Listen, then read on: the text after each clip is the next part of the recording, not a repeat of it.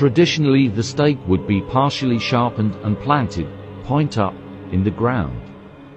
The victim would then be placed over the spike, as it was inserted partway into the rectum or vagina, as their own body weight dragged them further onto the pole.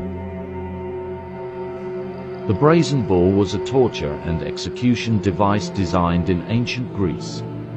When the fire was stoked sufficiently, the poor soul would be thrown into the ball. The heat of its metal body roasted him alive.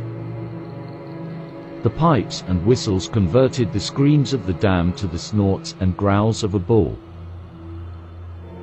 Paralaus, who was the inventor of such a cruel torture, was supposedly its first victim.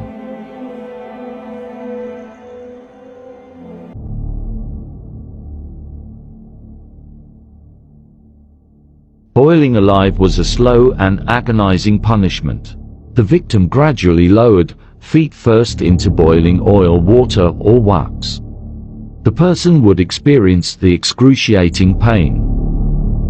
The condemned would be bound to the stake with a rope or chain around their neck. The fire would be lit, but before it caused any harm, the noose or chain would be tightened and strangle them before the fire got hold. But this was not in everyone's case. The victim would be dragged to the site of execution behind a horse. They would then experience a slow hanging, in which they would be left to choke horribly as the rope tore up the skin of their throat, and then quartered. That needs no explanation.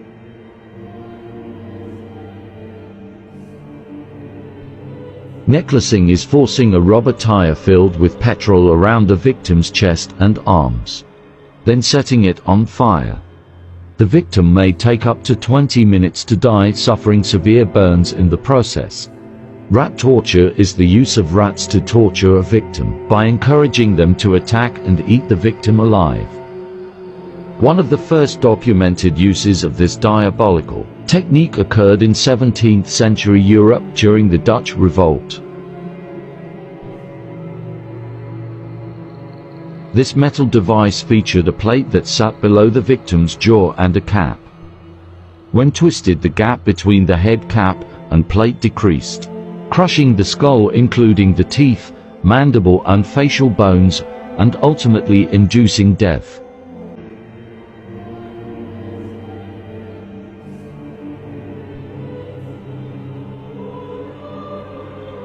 The wrists and feet were nailed to the parts of the cross, and once the legs weakened, all sockets would dislocate in the arms.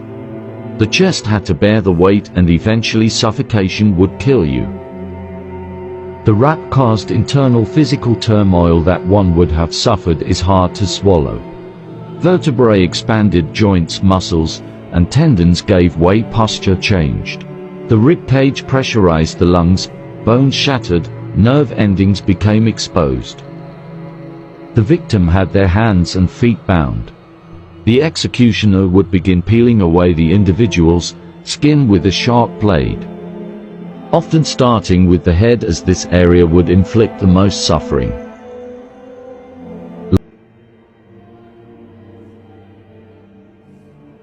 Death by sawing was the act of sawing or cutting a living person in half.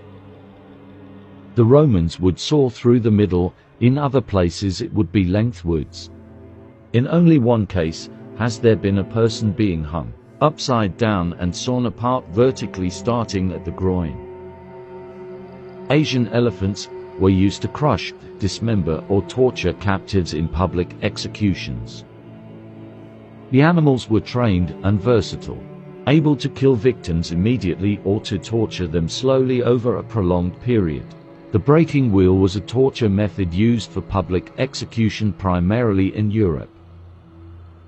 The execution would break the bones of a criminal, starting with the legs, then behead or bludgeoning them to death.